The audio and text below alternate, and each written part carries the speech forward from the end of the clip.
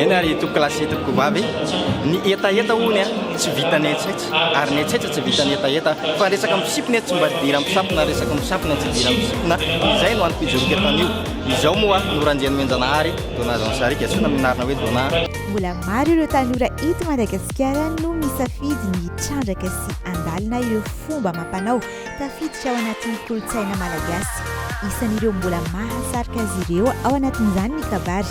Ny fandraisam-pitenenana radio dia saika tafiditra hatrany ao anatin'ireo karazan-draharaha miseho eo amin'ny fiarahamonina, indrindra moa mandritra ireo dingana lalovan'ny olombelona, miainga avy amin'ny fahaterahana izany hatramin'ny fahafatesana. Maninona ianareo manontany hoe maninona ny tanora tahaka izao no andeha hianatra ny kabary? Eny tompo, matsapa tokoa fa tsy tolo fa zanak'antitra matsapa ny soatoavina malagasy ary malala fotom-pisainana malagasy. Gasy ray gasy ireny izay natonga na riska hiditra amin'ny resaka kabary satria ao anatin'ny fanambadiana dia misy ny filana mitondra teny ka raha tsy misy mahay mitondra teny dia olanim-bola anakarama mitondra teny ka mba misy eo amin'ny fianakaviana dia natosika hitondra ny teny. Koa rehefa tsy misy tokoa ary izay hitondra teny ao amin'ny fianakaviana ka voatery hijery olona hafa hanao izany, eo no mipetraka ny maha-asa ny fikabariana. Fitadiavam-bola ary ve ny kabary raha hoandra Andriaman'Anjanahary Dona?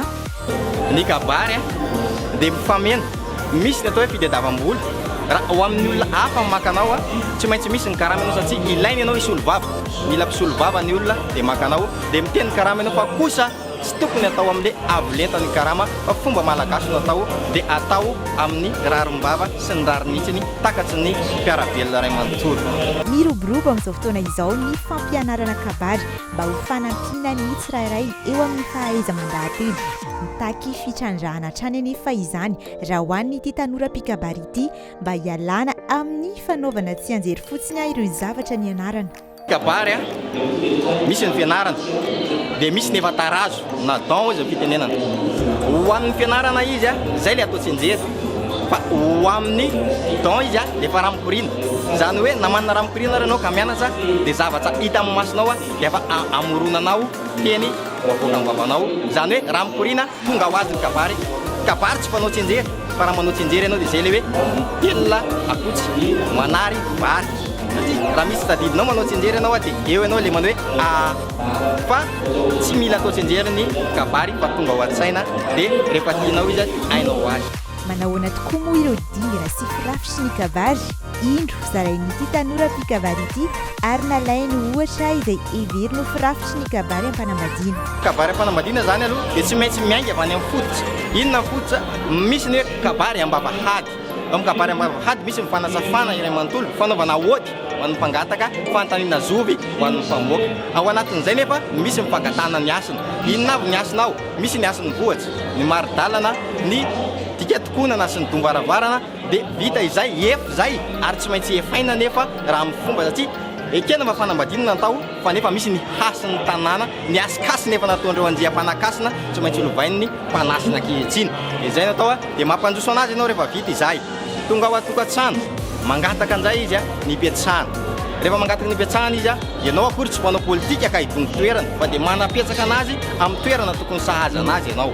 Rehefa tafapetsaka izy dia manontany zay izy ny avoriana. Ao anatin'ny fanontaniana avorianao nefa dia misy mivaliny ataonao manaiky ianao satria efa vory daholo ny rehetrarehetra. Vita izay mangataka aloha apetsaka eo ampelantanan'Andriamanitra ny fotoana. Rehefa vita eo ampelantanan'Andriamanitra ny fotoana misy ny razana ny sehoana izay efa lasa korazana. Sanatria hoe mivavaka amin'ny razana tsika ankehitriny fa misy kosa ny famezakasina an'izy ireny dia omena ny asin'ny razana izay efa nodomanjy satria izy no tsy mahavita sy ny ambomahefa tamin'ireny dinika ny andohany eto ankizy eto masoandro mambolana ny filaza azy. Vita izay dia misy inzay ny asina tsy maintsy atolotra, misy ny hoe alafady, ny asin'ny lapa, misy ihany koa ny vaky resaka, ny vaky lela, ny alafady. Vita izay dia misaotra ny valopy ny mpamoaka dia mampanjoso ny dinika. Vita izay dia mandeha ny savaravina dia mifangatahana dia mamaly ihany koa ny mpamoaka misy ny manana ny savaravina dia misy ny valy ny fangatahana dia vita izay dia ny toko-pitiavana. Vita ny toko-pitiavana dia manome anjatovavy, vita ny manome anjatovavy body onjy, vita ny body onjy manolotra anjatovavy, vita ny kabary fisaorana, vita mofomamy sy ny peratra. Zay ny ambaratonga ny kabary am-panambadiana.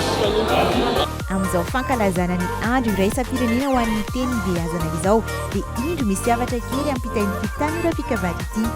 Raha ritsa tokoa no mivary dia fasika sisa fitaovana kely ety nanaovana trano.